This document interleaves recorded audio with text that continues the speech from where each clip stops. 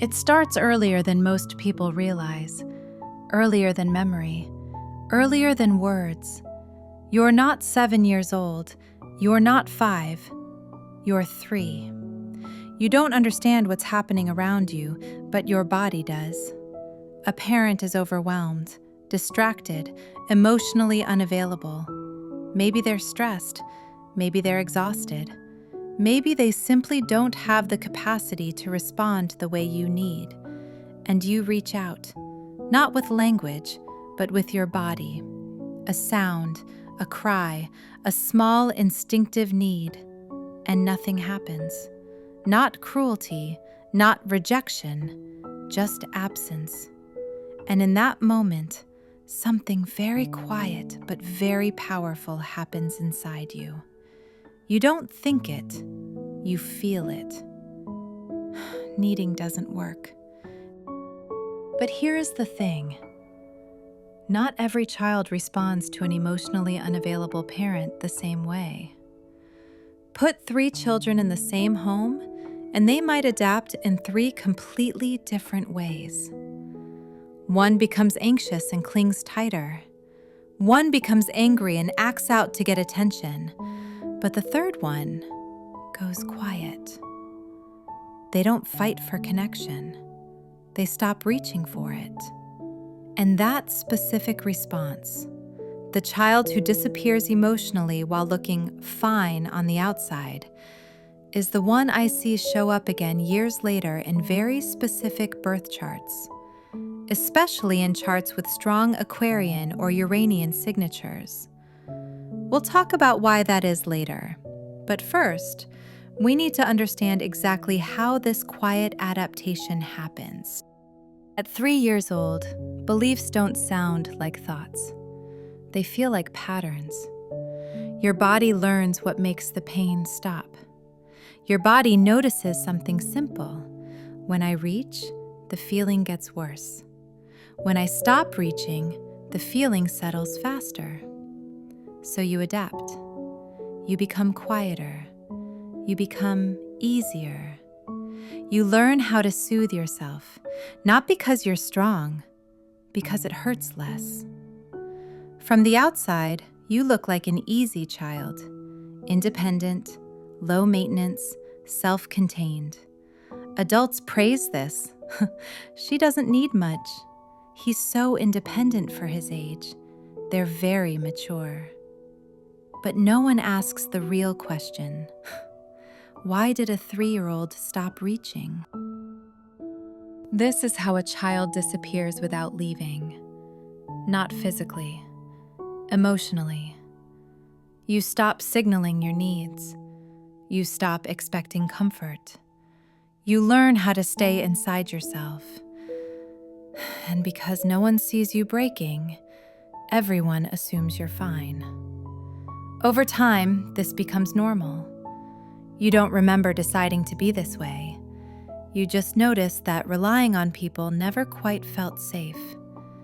And over time, your body stopped reaching before your mind ever questioned it. This is important. When this happens early, the nervous system doesn't learn ideas. It learns associations. It connects comfort with disappointment, reaching with emptiness, self-containment with relief. So a rule forms, not in words, but in sensation. Relying on others feels uncertain. Handling things alone feels safer. Later, this doesn't feel like a rule. It feels like your personality. Psychology has names for this: emotional neglect, early detachment, avoidant attachment, but lived experience feels much simpler. It sounds like, I've got it. I'll handle it. I don't need help. And every time you say those things, your body relaxes just a little. Not because it's healed, but because it's avoiding vulnerability. That's how a survival strategy quietly becomes an identity. It looks impressive. You're capable. You're self-sufficient. You don't rely on people easily. You pride yourself on being low maintenance. But you also don't feel deeply supported. Rest feels strange. Receiving help feels awkward. Letting someone take care of you feels unnecessary or quietly uncomfortable. Not because you don't want connection, but because your body still remembers what happened when you reached before. Over time, you don't just feel tired, you feel empty. You accomplish things, but the satisfaction doesn't land. You finish something, and your chest stays tight. You slow down, and your breath never quite deepens. Even in calm moments, part of you stays alert.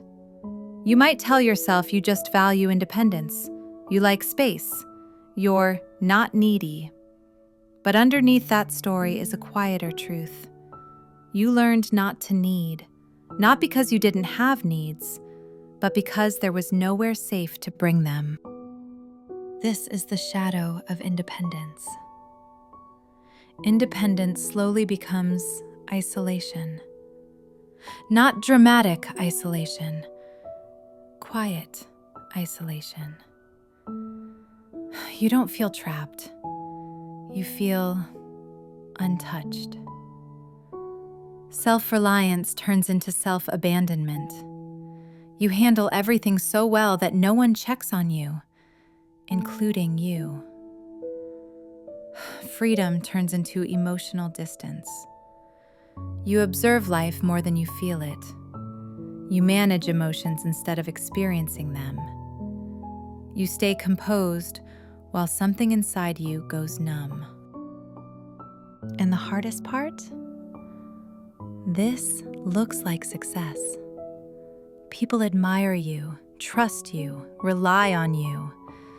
But no one realizes that your independence isn't confidence, it's protection. And protection always has a cost. It keeps pain out, but it also keeps closeness out. This is where astrology comes in, not as destiny and not as mysticism, as a language for patterns. Not every child who grows up with emotional unavailability adapts the same way. Some become anxious, some become overly emotional, some become controlling, and some become independent to the point of emotional distance. In astrology, this particular style of adaptation often shows up through Aquarian and Uranian energy. Not just Aquarius sun, Aquarius moon, Aquarius rising, strong Uranus placements, heavy 11th house emphasis. These placements don't mean something went wrong. They describe how your nervous system chose to survive. Aquarius energy values autonomy, objectivity, and emotional self-containment. When shaped by early emotional absence, that energy becomes a shield. Astrology doesn't cause the wound. It helps us recognize the style of adaptation. And when people see this reflected in their chart, something clicks. Their independence finally makes sense. Before healing, there is grief. Not loud grief, not dramatic grief. Quiet grief. Grief for the 3-year-old who stopped reaching. For the comfort that never arrived consistently enough to trust. For the softness that had nowhere to land. This grief isn't weakness. It's thawing. It's the nervous system learning a new rule. It's safe to feel now. That's why the meditation I'm sharing next is gentle and specific. It doesn't ask you to collapse. It doesn't ask you to depend. It simply helps you reconnect, slowly, with the part of you that learned to stay inside. I've put a link to it on the screen right now and also in the description below. And if this video named something you've felt for a long time, you're welcome to subscribe. We'll keep uncovering these invisible patterns together. Your independence was never the problem. It was a beautiful adaptation. You learned it very early. You were 3 years old. You don't have to live that way forever. You're not broken, you're patterned. And patterns, once seen, can change.